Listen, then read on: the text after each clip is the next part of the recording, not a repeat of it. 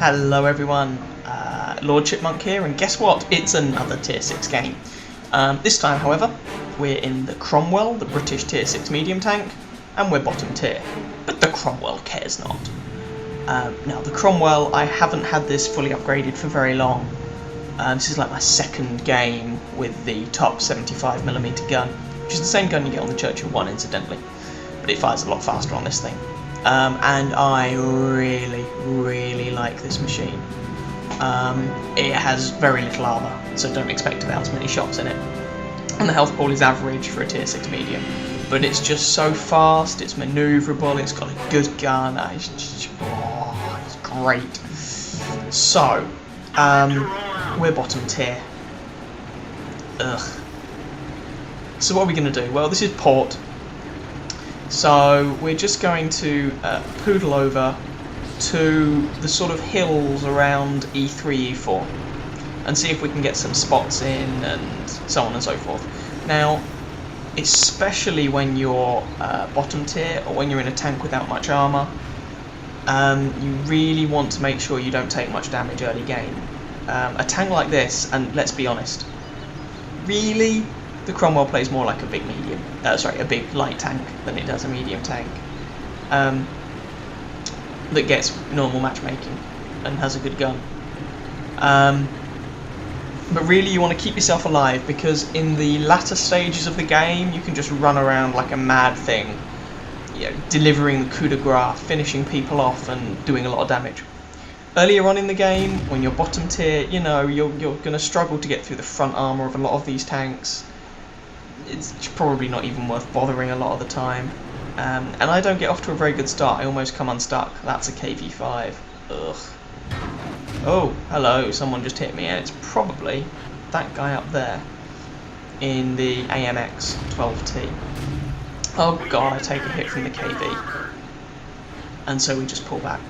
You know, we've taken 2 hits, and we're on less than half health. If both of those hits had been from tier 8s, we would have been on less health, possibly even dead already. There's the KV5. Now the thing is, the KV5 has very thick armour, and this gun, the accuracy isn't bad, but it's not great either. And at this moment, I take a shot at the back, bounce on him, and I switch to APCR, just to try and get a guaranteed penetration, and yay! Thank you, dude. But of course, the shot then misses, and then he dies anyway. So we switch back to regular ammunition. Now, I don't carry much APCR on this thing. I don't think you need to. But I carry 5 rounds for situations like that. You know, because even the flank of a KV5 can be tough. And this is the thing with this gun. It's not inaccurate, but the shell dispersion is significant, shall we say. And in this game, I fire a lot of shots that just don't hit and do damage. So I fired a number already, and I've done 0 damage so far. Boo. But hello, Mr. T25/2. So we start giving him a bad day. And there we go, he's dead. Kill number 1. Yay! And he's a tier 7. Armour's not very good, but he's a tier 7, we're tier 6.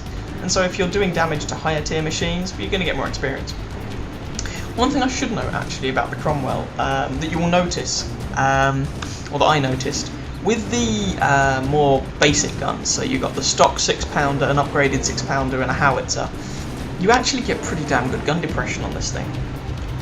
Now I don't know about the 75mm gun, the first one you unlock. I didn't bother because I already had all the guns unlocked from the Churchill. They share the same guns, pretty much.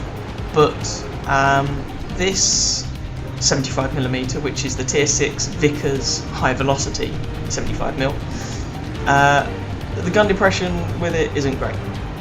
And that's something to bear in mind with a number of tanks. Sometimes you'll find that the gun depression of a tank, in fact most of the time you'll find the gun depression of a tank is dependent on not only the tank, but it's also dependent on exactly what turret you have equipped and what gun you're using. And normally, you know, if a tank's got poor gun depression, it's got poor gun depression, but you notice a similar thing if you use the Churchill. If you have the Churchill with a 6-pounder, it has noticeably better gun depression than with this gun. And ditto for the Cromwell. It still has a bit, but it's not Chinese. It's not that non-existent, but it's not great. Anyway, Well, we're just kind of chilling out in the middle at the moment, trying to be a little bit wary of artillery because he will destroy me. And I don't have Sixth Sense on this crew yet. This is a crew that I was training up, that we're in my Matilda for a while. And so we've got a Mentor at 90-something% on the Commander, and repairs at 90-something% on 3 of the other crew members. The 4th crew member, well, the Matilda only has 4 crew members, the Cromwell has 5, so I think it's a radio operator. He's not even at 100%, he's at like 80-odd% or something like that. So the game is quite close at the moment, but hello, whoa, I take a shot, but I don't want to hang around there. I'm not on much health, those guys are on more, but I've lit them up, which gives other people the opportunity to shoot it up a bit. See? Like that. Now, if I remember up there was a Cromwell, there was a T-28 prototype, and I'm not sure what the other guy was, but there's a T-28 prototype. The side armour on the T-28 is awful, he's a tier 8, that's a valuable kill. Top tier tank destroyer, boom, dead. And this is what I mean, if you're just patient with these fast, nimble tanks, you can make a difference.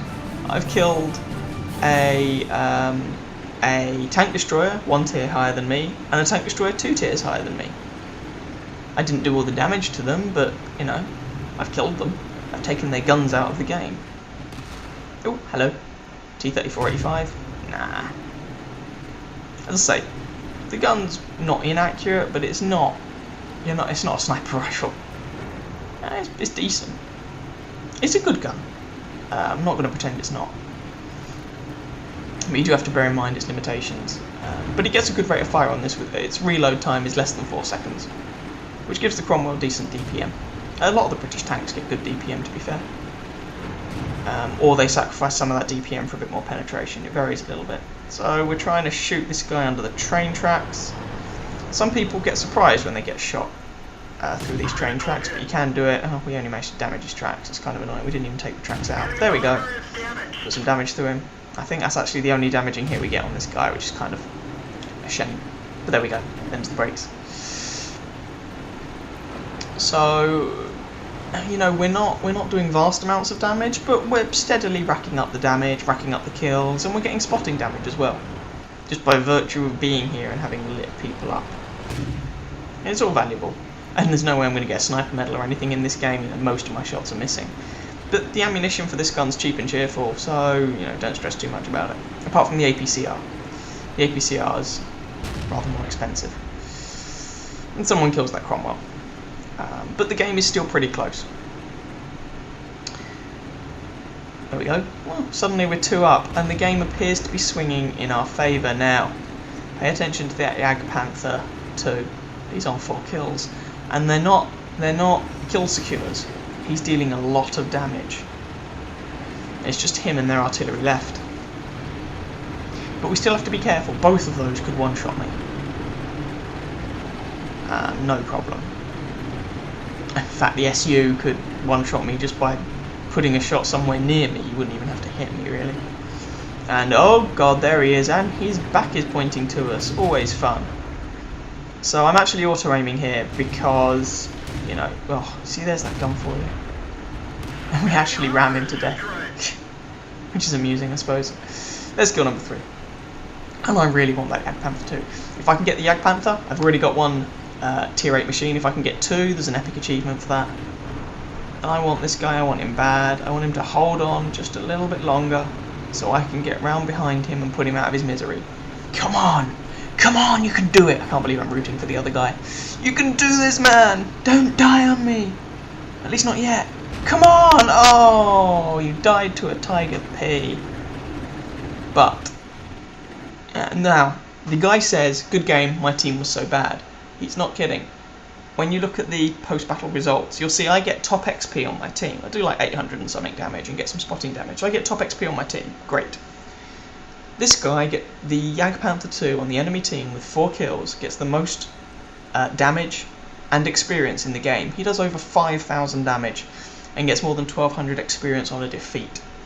Now bear in mind, he does pick up an achievement, so that will give him the extra half experience for being on the winning team, if you will. But nonetheless, let's not take anything away from this guy. He did very well. Sorry for moving the mouse, it's just my screen went blank. He did very well. But anyway, there we go. There was a game I was quite proud of, actually, considering I was bottom tier and I got 3 kills in the Cromwell, tier 6 British medium tank, and I can't recommend this thing enough. If tanks need armour, this is not the tank for you. But if you want a very mobile medium tank with a good gun that's just a little bundle of fun, then buy the Cromwell. It's brilliant. There's a reason so many people keep it. Anyway, I hope you guys enjoyed, and please check out some of my other videos, and I'll catch you next time. Take care.